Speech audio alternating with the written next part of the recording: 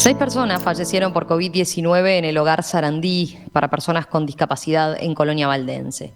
5 eran internos y la última era una enfermera.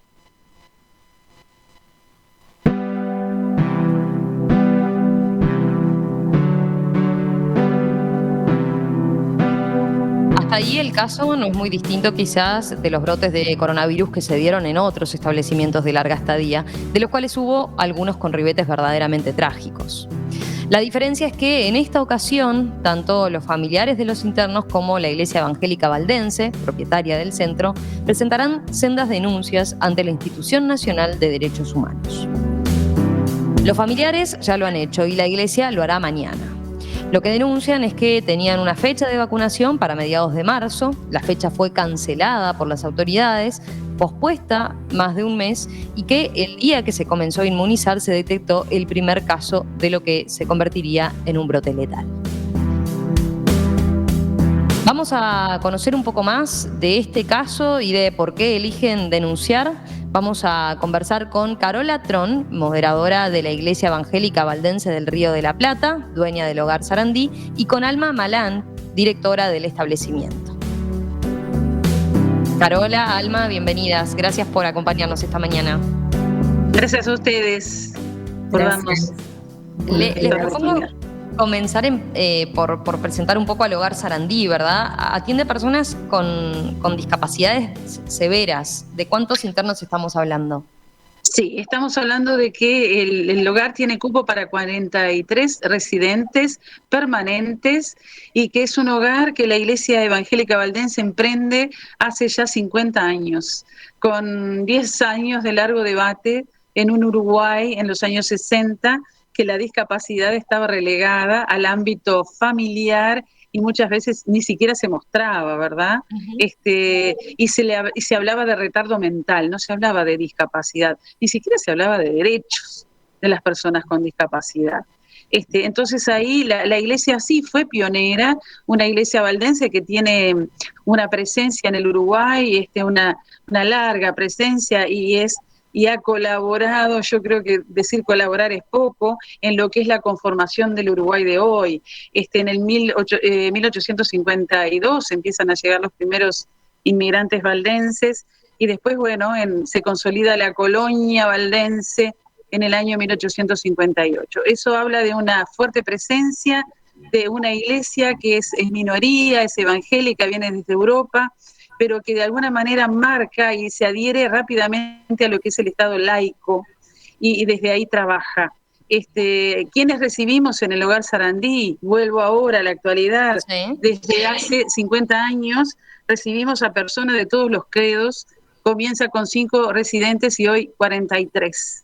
43 que vienen de todo el país, insisto, distintos credos. Y cuando digo de todo el país, es de todo el país. Paysandú, Soriano, 33, Cerro Largo, Durazno, muchísimos de Montevideo.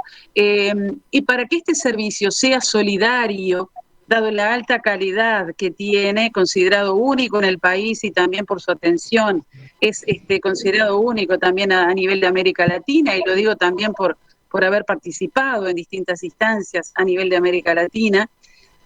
El servicio es solidario a través de la solidaridad que la Iglesia apoya económicamente a un 50% de quienes residen aquí y asisten a los servicios, que hay un servicio diurno también. Uh-huh. O sea que tienen residentes permanentes y también personas que van por el día a determinados talleres, determinadas actividades, ¿no? Exacto. Alma, pero me parece interesante eso que mencionaba de que es un hogar modelo, y así se lo ha resaltado, ¿no? En varias oportunidades.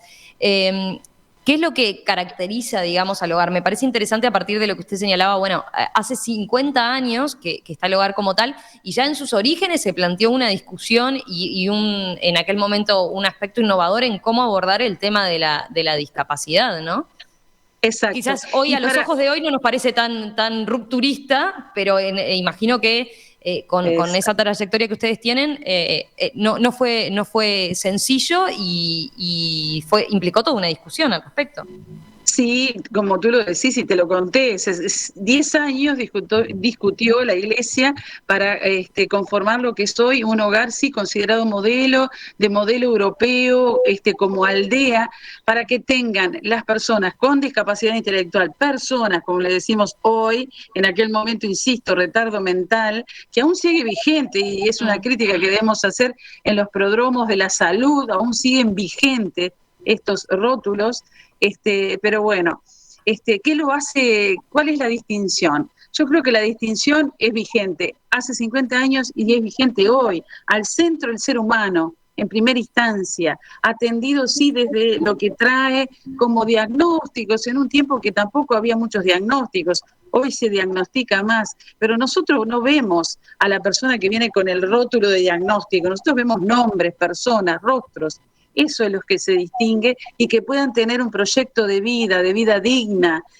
Cuando hablamos de calidad en el servicio, es que, bueno, sí, tienen una parte de atención en salud, obviamente, o de la enfermedad, con la que, bueno, cada uno de nosotros convivimos, a ver, cada uno de nosotros tenemos, ellos también, pero primero son personas, entonces necesitan ayuda para su rutina diaria, o sea que hay toda una parte de hotelería que se les ofrece, pero también atención en lo que es el tiempo libre, la recreación, profesores de educación física, asisten a piscina en un convenio con un club de la localidad de Colonia Valdense, donde está este hogar, tienen atención de fonoaudióloga, psicomotricista, fisioterapeuta, ¿Musicoterapia hacen? Vi musicoterapeuta, un video sí, que tiene sí, algunos años donde los propios sí. internos lo que hacen es una canción que redactaron ellos, ¿no? Que hicieron ellos, que se llama Exactamente, Soy exactamente. Feliz. Y ahí cuentan un poco las rutinas, Hermosa. ¿no? Que sabes que me erizás cuando lo decís, porque queríamos hacer una gira con la Vela Puerca, que había ofrecido la posibilidad cuando la conoció y cuando los conoció, porque ellos mismos la presentaron, y bueno, no lo pudimos hacer el 2020, ya nos agarra la pandemia y ya es imposible, ¿no? Hasta para los músicos, que es una situación difícil. Pero eso habla de la calidad de vida que ellos, la equinoterapia es otra disciplina que ellos realizan, y la calidad de vida. No es que estén ahí depositados, no, hay una interacción permanente con las familias, van, vienen, sus familias pueden llevarlo. Este tema del COVID sí nos ha llevado a un relativo confinamiento en la medida de lo posible. Recordemos que trabajar con personas con discapacidad, o recordemos o contar que trabajar con personas con discapacidad hace que nosotros nos tenemos que cuidar para que ellos sean cuidados. Cuando hablo de esto y lo distingo, desde el año pasado, cuando salió el primer caso de COVID en el departamento de Colonia, fue precisamente en el hogar Sarandí. Claro, todos nos asustamos, fue un caso, la familia lo trajo a Montevideo, la familia la trajo, era una chica, se tomaron todas las medidas, pero después rápidamente volvimos a una relativa normalidad para que las familias puedan estar cerca de ellos. Obviamente que los que nos tenemos que meter los trajes, los barbijos, los lentes de protección, los guantes, somos nosotros, porque ellos no van a soportar y tolerar tener dos tapabocas, necesitan el mano a mano, el cuerpo a cuerpo.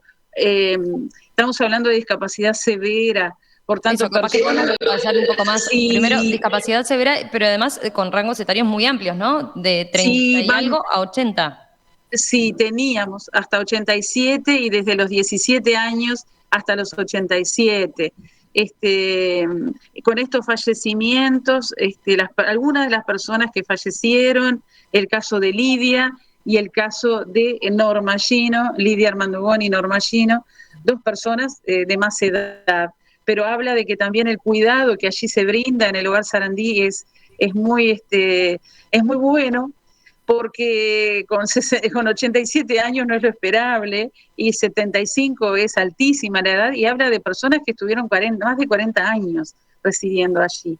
En muchos casos ya con familias que no están, eso es lógicamente, porque bueno, nos pasa todo, llega una edad en que ya nuestros padres no están, eso es parte de la contención, muchas veces quedan primos, quedan hermanos, que se hacen cargo, pero cuando tú bien decías de distinguir, es una discapacidad intelectual severa, necesitan ser acompañados para la rutina diaria, el levantarse, bañarse diariamente, poder comer. Algunos lo pueden hacer por su propia cuenta y eso se incentiva siempre, pero otros necesitan esa ayuda permanente para trasladarse, muchísimos en sillas de ruedas, pero eso no quita que tienen muchísimas cosas para brindarnos, que nos brindan diariamente. Por eso cuando tú me preguntaste al inicio, antes, en off, digamos, cómo estaba la situación en el hogar, digo, volvemos a una relativa normalidad y está dada porque ellos necesitan ser cuidados, ellos y ellas necesitan ser cuidados, y nosotros también necesitamos de ese apoyo inquebrantable que ellos nos dan, ¿verdad? Aún lamentando, y no nos vamos a olvidar nunca de las 5 pérdidas que hemos tenido reciente. Cuando digo pérdidas, fallecimientos. También ellos lo sufren, lo sufrimos todos, pero Bueno, debemos eso seguir te iba a adelante. preguntar por eso, Alma, porque un aspecto que veía recorriendo algunos videos donde mostraba las actividades que hacen en contexto cuando no estaba ni la pandemia, ¿no? Esto que yo decía de musicoterapia. Claro. Se veía una gran felicidad, un grupo de compañeros compartiendo un momento, mucha alegría se podía percibir. Uno dice, bueno, es un video, sí, es un video, pero se lograba captar eso, ¿no? Entonces, si se trabaja así con un grupo también tan unido, porque obviamente son como familiares, imagino a esta altura, y se le da tanta atención y tanto cuidado, cuando hay tanto amor de parte también de las personas que están cuidando allí en ese centro. Me pregunto también cómo hicieron para trabajar primero en estas noticias, ¿no? Primero, el despedir a esos seres queridos que formaban parte de esos grupos, que eran compañeros del día a día, y en este caso a una enfermera tan joven, ¿no? De 37 años nada más. Sin duda, sin duda. Es todo un tema, pero un tema que como centro de servicio que somos de la Iglesia no es ajeno, y creo que no es ajeno tampoco para las familias, aun cuando recibimos todos los credos, las familias saben que detrás de la institución Hogar El Sarandí es la Iglesia la que está brindando este servicio.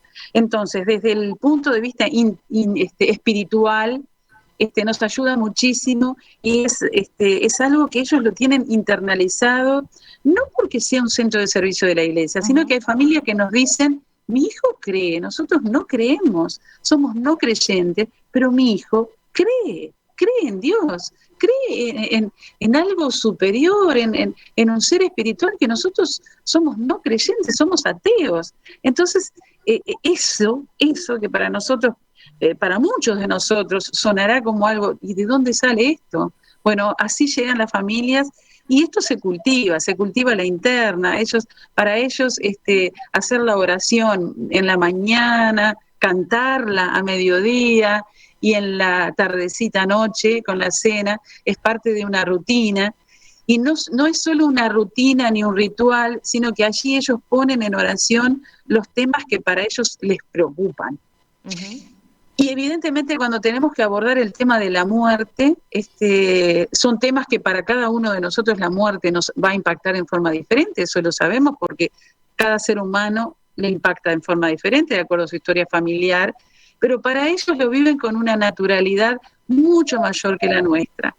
Una naturalidad que hace que incorporen a la muerte como parte de la vida, que así lo es. No quiere decir que se olviden, no, en absoluto. Lo lloran en el momento, lo ponen inmediatamente en oración, porque así nos lo piden. Ponen en oración a las familias a las cuales perdieron a su ser querido, y también ponen en oración a quien no está más y que no lo van a ver más. Evidentemente que la muerte que mayor impacto tuvo fue la de la enfermera joven, que dejó una hija pequeña que se llama Isabela, y yo voy a decir los nombres porque me gusta que las personas no sean personas, sino que tengan nombres, y para quienes escuchan, Eso es un serán aspecto rostros. de por qué, Sí, entre otras cosas, ahora hablaremos en detalle, pero por qué decidieron presentar la denuncia tiene que ver con eso también, ¿no? Aunque sí, no porque quede son como personas. un número más dentro de esta Exacto. pandemia y de estas tragedias, que por supuesto, cada una tiene una historia, pero ustedes en particular quisieron de alguna forma como honrar la vida de cada una de esas personas que pasaron por allí, ¿no?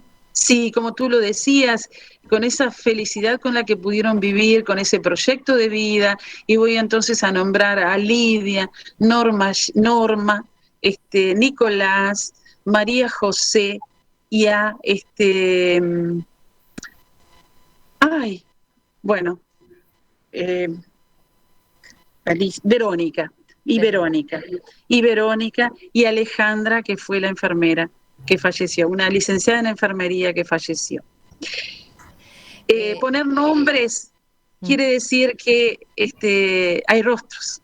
Claro que no los van a conocer porque estamos hablando de radio, no van a conocer los rostros, pero hay rostros, hay familias, hay sentimientos detrás de cada uno de los nombres. Y por eso como iglesia, hoy puedo decirles que esa misma felicidad que ustedes vieron en los videos está hoy en los rostros de los chicos, porque en el día a día, el poder salir al aire libre de nuevo, el poder volver a hacer equinoterapia, musicoterapia, la vida continúa, pero para nosotros no hay olvido, no nos podemos olvidar. Y aquí doy pie a por qué la denuncia. ¿Sí? A ver, Carola, primero hagamos un paréntesis brevemente, ¿no? El hecho puntual, estamos hablando de ¿cuántos casos tuvieron, cuántos casos activos tuvieron de COVID? Sí. Mira, prácticamente de los residentes de los Mm. 43, 42 tuvieron COVID. Solo un caso, Alma, ¿no? en su caso también Un tuvo COVID. caso sin nada, nada. Ujú. Diría como un milagro en medio de aquello que era realmente un sanatorio COVID. Nos transformamos rápidamente de pasar de ser un hogar a un sanatorio de atención COVID.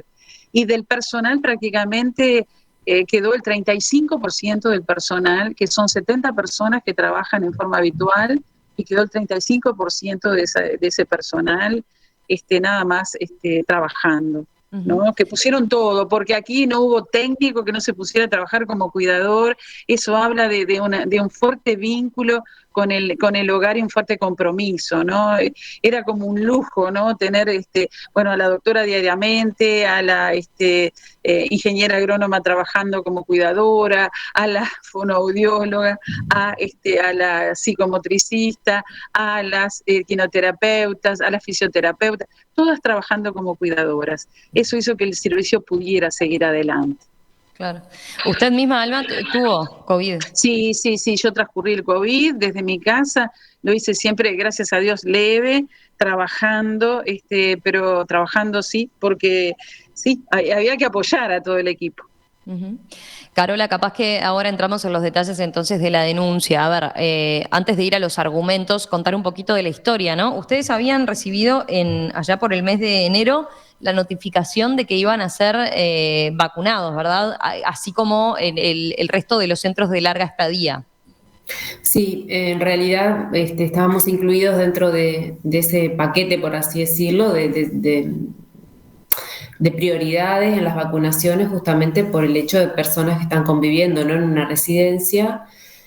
Así que bueno, se hicieron todos los trámites que había que hacer, porque hay que hacer autorizaciones, ¿verdad?, de las familias, hay que también formar al equipo que va a acompañar a la vacunación, todo eso estaba pronto y previsto para que a mediados de marzo se hicieran las vacunas, lo cual después, por también mediados de marzo se notifica a la dirección del hogar, a Alma, que esa vacunación no se va a llevar adelante porque hubo un cambio en la decisión.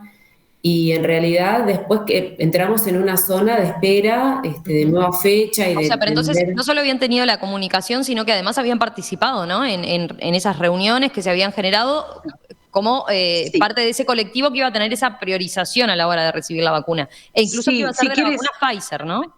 si quieres lo aclaro para apoyar lo que Carola les está diciendo. Sí, las comunicaciones siempre fueron por vía mail. El protocolo era para la vacuna Pfizer, exactamente como los hogares de larga estadía, porque hemos siempre estado incluidos como hogar de larga estadía. Nosotros tenemos la habilitación del Ministerio de Salud Pública como hogar de residencia para personas con discapacidad intelectual desde hace muchísimos años. Claro, somos únicos, por tanto nos consideran dentro de ese paquete. En el mes de marzo, como bien lo dijo Carola, nos comunican, nos piden disculpas en primer lugar. Nos piden disculpas porque no pudieron hacer efectiva la vacunación en el momento indicado y no saben dónde incluirnos, así dice ese mail. Y ahí comienza, bueno, una espera que para nosotros se hace un poquito eterna porque en un contexto de país sumamente complicado, donde veíamos que 70 personas que van y vienen son un riesgo para quienes están residiendo, que es una población altamente vulnerable, ¿verdad? Que tiene no solo, tiene comorbilidades, porque así se le llama, como un colectivo frágil. Entonces, a la espera, nos comunican que vamos a ser incluidos dentro del área de salud mental. Y nos vuelven a reiterar que va a ser la vacuna Pfizer la que nos van a hacer, vamos a ser inoculados con la vacuna Pfizer. ¿Eso de parte de la dirección departamental? Siempre de parte de la Dirección Departamental de Salud, sí. Okay. De todas maneras, aclaro que no somos un psiquiátrico, ¿sí? Somos un hogar para personas con discapacidad.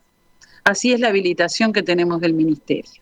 O sea que ahí ustedes ya ven un error en cómo se los catalogó y que iban a entrar en un hogar para personas con problemas de salud mental, teniendo en cuenta que habían sido primero y tienen la habilitación para lo otro, digamos, ¿no? Para ser un hogar. Finalmente, ¿cómo termina teniendo fecha para abril, para mediados de abril, verdad? Sí, y ahí le doy a Carola, sí, mediados de abril. Sí, bueno, en realidad después un poco a través de una entrevista que Alma tiene con uno de los medios de la región, también compartiendo esta preocupación de que aún no habían sido vacunados, de alguna manera eso aparentemente hizo que coincidentemente a la semana se recibiera la información de la vacuna llegando al hogar para todos los residentes. Pero ya no con la Pfizer, sino con Sinovac, y bueno, con un mes o más de un mes de tardanza, por así decirlo, en cuanto a lo que se nos había anunciado en primer lugar. Coincidentemente, en el momento en que estaban recibiendo las vacunas, ya había casos, ya estaban contagiados, porque eso después lo pudimos constatar cuando los positivos fueron confirmados, ¿no? Y ahí en ese contexto es en donde Alma también se contagia, porque en realidad ella asiste al hogar para colaborar en este día de vacunación, que es un día muy especial también para los residentes, ¿no? Por lo que significa, bueno, que llegue gente que no conocen, a inyectarles, y todo lo demás, ¿no? Entonces, ahí fue que pasó esto en ese momento. Pero una consulta, en ese interín, mientras que se retrasaba el proceso de vacunación, ¿a ustedes les dieron una explicación de por qué no? ¿Porque no tenían dosis suficientes? ¿Simplemente por ese cambio de categoría? ¿Porque no tenían personal para disponer para ir al hogar Sarandí? ¿Cuál era el tema? ¿Pudieron tener respuesta en ese sentido? No. Respuestas fehacientes, escritas, no. Era la vacuna disponible y era el grupo que se consiguió para ese día. Eso fue lo concreto. Sí. Y ahí o sea que se dio la vacunación en la mitad ya de un brote, que se enteraron después que estaba transcurriendo el brote, obviamente. Sí, claro. Ese mismo día que se hizo la vacunación de todo el personal y de todo, por lo menos el personal que dio su voluntad y las familias que dieron su voluntad para con los residentes, ese mismo día a la tardecita, a la tarde estábamos haciendo la vacunación y terminada la vacunación, una funcionaria nos hace llegar su test de COVID positivo. Y ahí no habían sido prioridad, perdón, no habían sido, capaz que no lo aclaramos, no habían tenido prioridad ni los residentes ni el personal. No. Se iban a vacunar todos juntos en esa jornada. Todos juntos, exacto, todos juntos, porque en realidad estaba prevista la vacunación para los primeros días del mes de marzo. Entonces seguimos con la línea de vacunarnos todos juntos. La única que estaba vacunada de antemano, sí, porque trabaja en la salud, es la doctora Cecilia Torres, que es la directora técnica. Sí, porque está vacunada desde el área de salud. Es más, lo hizo antes de que le tocara el área de salud. También teníamos algunos compañeros que eran parte de otros colectivos que fueron considerados prioritarios, que trabajan en otras áreas, como es la asistente social, que trabaja en CAIF, en los planes CAIF. Entonces, había otros técnicos que ya estaban vacunados. Dijimos, del total de 43 residentes permanentes, 42 se enfermaron. ¿Ustedes entendieron que pudo haber algún descuido en los protocolos o era parte también de cómo se trabaja en el día a día, por esto que decíamos, ¿no? De que no pueden utilizar el tapaboca, porque ustedes entendieron que durante este proceso debía darse esa interacción con la familia permanente y demás? O sea, ¿cómo se explica esa alta propagación, digamos, del virus? ¿A qué lo atribuyen? Dos factores. Nosotros, a partir de que sí, desde Presidencia, ¿verdad? Y desde el Ministerio de Salud Pública se pide, a partir del 3 de abril, cerrar todo lo que es enseñanza. Nosotros cerramos el servicio diurno y comenzamos ya con las medidas de prevención, evidentemente, y de protección para hacer más efectiva, o por lo menos poder cerrar al máximo la propagación del virus, si es que podía ser traído desde afuera, evidentemente que por cualquiera de nosotros. Evidentemente que no llegamos a tiempo con esas medidas. Tal vez el virus ya estaba adentro y cualquiera de nosotros lo podía haber traído. Nosotros inmediatamente después de eso ya pedimos a la Dirección Departamental de Salud la posibilidad de tener una intervención de parte de infectología del Ministerio de Salud Pública. Era muy importante para nosotros saber si estábamos realizando las cosas como correspondía desde el punto de vista del cruce de áreas, ¿verdad? Infectología vino después de que detectamos todos los casos. Inmediatamente, obviamente que el 19 de abril se comunicó a la Dirección Departamental de Salud, se hisopó a todo el personal, a todos los residentes. En un primer momento no dieron todos positivos, pero a los 5 días sí, prácticamente sí, el personal caía como moscas, porque no tengo otra expresión como decirlo. Creo que es la más gráfica. Nos quedábamos sin personal, era un llamado de atención hacia las familias, no podemos, las familias ya habían dejado de venir a visitarlos desde los primeros días de abril, habíamos cerrado las puertas del hogar completamente. Y bueno, a la semana del brote viene una inspección de infectología que vino muy bien, nos ayudó muchísimo. En realidad la pedíamos a gritos, porque o con clamor, creo que me gusta más la palabra clamor.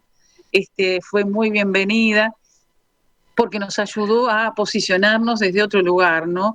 Estábamos usando las medidas de protección, algunas que son consideradas no adecuadas para el tipo de institución que nosotros somos. Lo que se utiliza son sobretúnicas desechables y descartables. Ahí tuvimos gran colaboración del municipio, porque se hace en este momento de brote COVID, es el propio municipio habilitado por el Ministerio de Salud Pública que se encarga de recoger esos residuos que son contaminados. Y entonces son sobretúnicas, uso de doble guantes, después uso de gorritos para proteger el cabello. El cabello es una alta fuente de contaminación. 2 máscaras, la P95 y después una máscara común, los lentes, porque también todo lo que sea mucosa es altamente contaminante. Y obviamente protegernos a ellos de nosotros, que somos los que vamos y venimos. Y después el baño con clorexidina, el baño diario, la ducha, incorporada ya como parte de una rutina, que esto no tiene marcha atrás. Esto será una incorporación de aquí en más. Y bueno, y nos transformamos en un hospital COVID con la colaboración de distintos, tuvimos colaboración de ACE con con una nurse que vino todos los días en los momentos más críticos, colaboración del Hospital Mutualista Hospital Evangélico, lo debo decir, con 2 médicos, un internista y una genetista que venían a contraturno con la doctora Torres. Dentro de la comisión directiva tenemos una doctora, la doctora Alba Negrín, que es grado 4 en toxicología. Es un lujo tenerla porque la comisión directiva son integrantes de la comunidad valdense, honorarios, que son elegidos a nivel del sínodo de nuestra iglesia, pero era un lujo tenerla también apoyando ese trabajo en el diario Quehacer. Los fines de semana venía en forma honoraria para apoyar a nuestra médica. Carola, eso fue como se vivió el brote desde adentro, ¿no? Cómo se vivió desde adentro, ahí está. Y tampoco detectaron, o sea, cuando fue infectología no detectó que estuvieran haciendo algún procedimiento mal, nos ayudó a organizarnos un poco mejor. Teníamos todos los insumos y lo otro que quiero destacar, llegó la gran solidaridad, nos tuvimos que sorprender la solidaridad que tuvimos desde distintos, desde particulares, familiares. Yo destaco especialmente a la Iglesia Católica Romana como que también se hizo presente, pero presente también en los aportes económicos, en los apoyos que para nosotros fueron lo que nos posibilitó salir adelante, porque los insumos médicos hospitalarios son de un costo altísimo. Y a los cuales nosotros somos un hogar, no somos una clínica. La alta calidad del servicio tiene que ver con el ser hogar y de cuidar la salud y la recreación. Y sí, esto fue un gran shock, pero nos reacondicionamos rápidamente. Eso sí, y infectología no detectó grandes cosas, sí nos orientó y fue muy, muy valiosa la presencia. Carola, ahora, después de haber entendido entonces cómo fue que se dio la situación, ¿por qué deciden ustedes presentar la denuncia? Recordemos, hay 2 denuncias, ¿no? 2 tipos de denuncias ante la Institución Nacional de Derechos Humanos. Una que hacen los propios familiares de los residentes y otra que hacen ustedes como institución, ¿es así? Sí. Sí. Bueno, el día 2 de junio fue que los familiares presentaron, estamos hablando de una denuncia que no es una denuncia penal, y creo que esto es importante recordarlo, porque por ahí la palabra denuncia también genera como ciertas reacciones o incomprensiones, ¿no? Claro. Entonces es una denuncia ante la Institución Nacional de Derechos Humanos, que la primera iniciativa tenemos que decir que la tomaron las familias. Ellos se pudieron comunicar, en realidad las familias de las personas que residen en el hogar creo que a esta altura conforman como una familia también, ¿verdad, Alma? Y entonces sí, ellos están comunicados y tienen sus grupos de contacto. Y bueno, ante todo este brote, entristecidos, obviamente quienes sufrieron pérdidas y en solidaridad también el resto, y atemorizados y preocupados por la situación, deciden empezar a pensar en la posibilidad de elevar una denuncia a la institución, ¿no? Para lo cual también nos convocan o nos consultan, nos integran en ese proceso de reflexión, quizás no directamente a nosotros, que somos las autoridades de la Iglesia, pero sí a Alma como directora, que está en permanente contacto con las familias. Después de un proceso de discernimiento y de compartir un poco la necesidad también, nosotros en realidad lo que hacemos, creo que la misma razón que nos mueve como Iglesia a llevar adelante un hogar para personas con discapacidad desde hace tantos años, es la misma razón por la cual nos hace que ahora tomemos la decisión de elevar también como Iglesia una propia denuncia que fortalece también y apoya la denuncia de las familias, porque va completamente en la misma línea. Solamente que nos parecía importante también como Iglesia respetar esa libertad, ¿no? De lo que las familias puedan expresar por su cuenta, desde sus valores, desde sus principios, de lo que ellos ponen en común para esta denuncia, y también nosotros como Iglesia. Y digo que es la misma causa porque tiene que ver para nosotros y nosotras como cristianos y cristianas el llamado del Evangelio y la invitación de Jesús a vivir una vida plena. Y esa vida plena no cae del cielo todos los días, sino que es una construcción, ¿no? que nace de la fe y de la invitación y del llamado para nosotros de ese seguimiento de Jesús y esa convicción y ese compromiso, que se traduce en lo social, en estos centros, digo estos porque además tenemos un hogar para ancianos en Colonia Valdense y otras maneras de practicar la solidaridad, a veces más institucionalizada, a veces más comunitaria, en las iglesias, en localidades más pequeñas, pero siempre se rige bajo la misma raíz o el mismo fundamento, ¿no? Claro. Que tiene su origen en nuestro ser cristiano, creyente, que es un compromiso.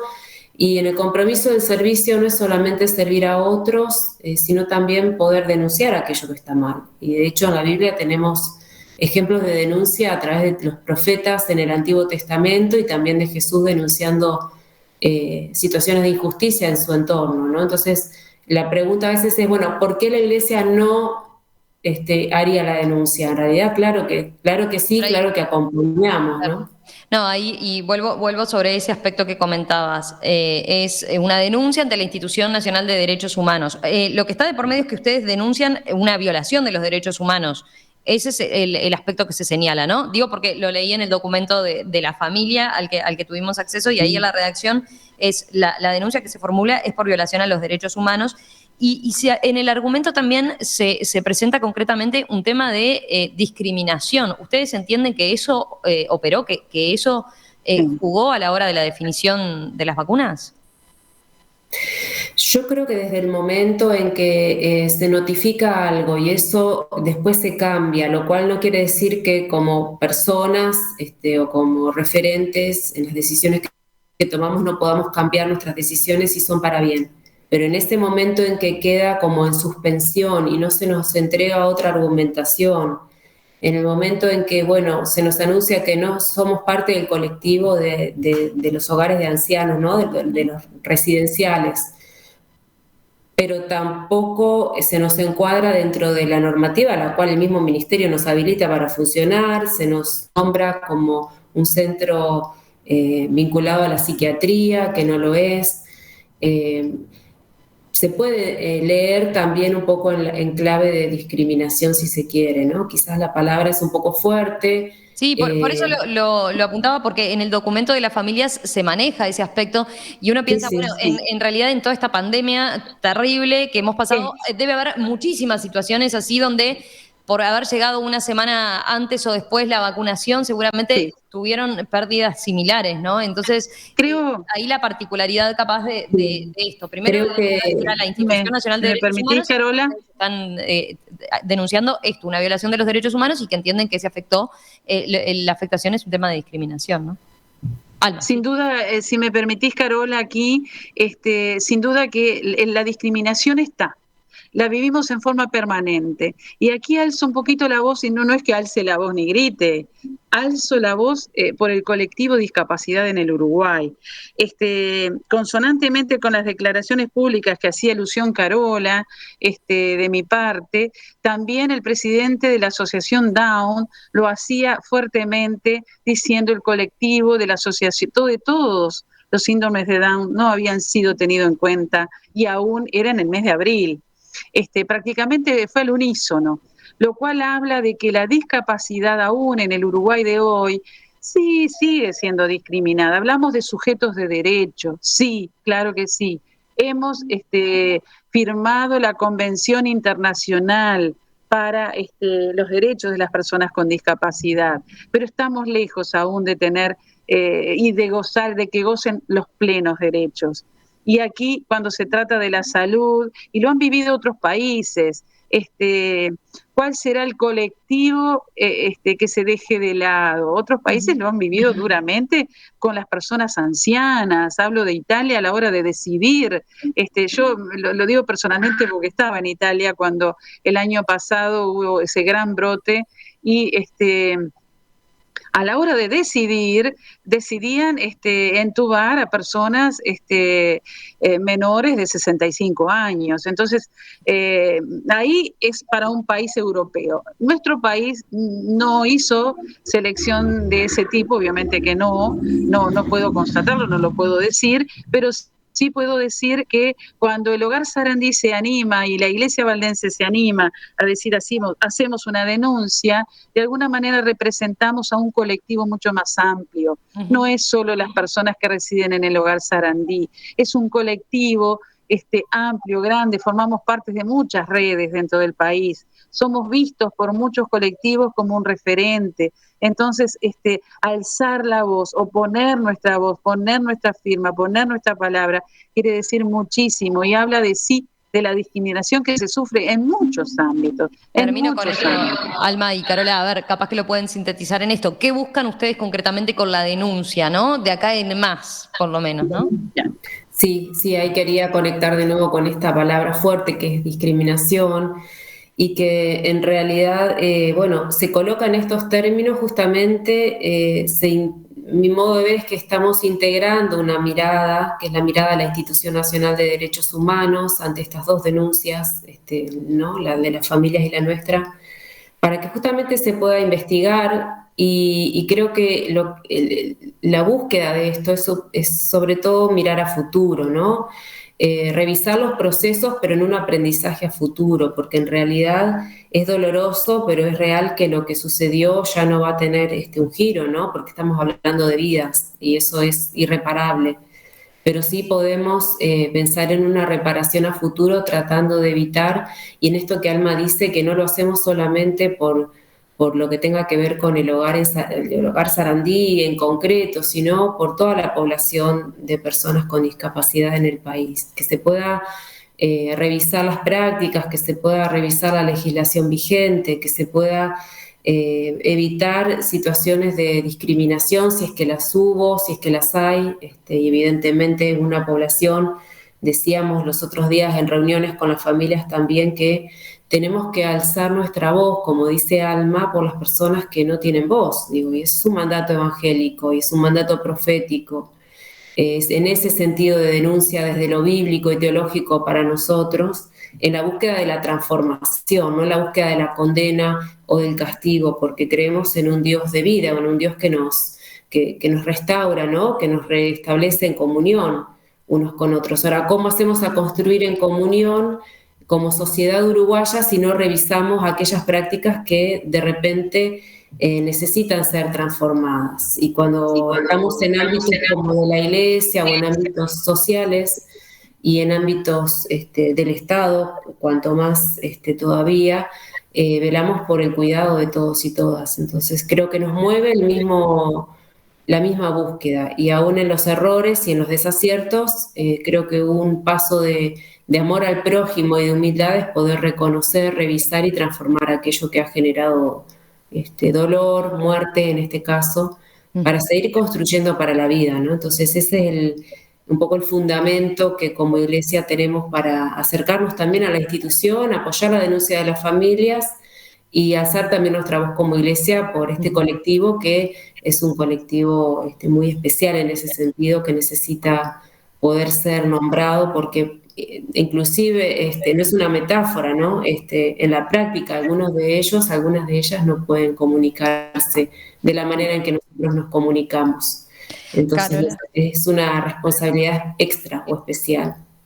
Carola Atrón, moderadora de la Iglesia Evangélica Valdense del Río de la Plata, Alma Malán, directora del Hogar Sarandí de Colonia Valdense, residencial que, como decíamos, fue duramente golpeado por la pandemia y que decidió, por un lado, los familiares decidieron presentar la denuncia ante la Institución Nacional de Derechos Humanos y por otro, la institución como tal también decidió acompañar entonces este camino. Yo les agradezco a las dos, creo que quedó muy claro entonces primero la trayectoria del centro, porque es un centro de referencia, cómo pasaron este tiempo y esta novedad que también de alguna forma era lo que nos convocaba a llamarlas para saber y tener más detalles de por qué habían decidido dar este paso que aparece como una novedad ahora en lo que es todo el tema de la pandemia.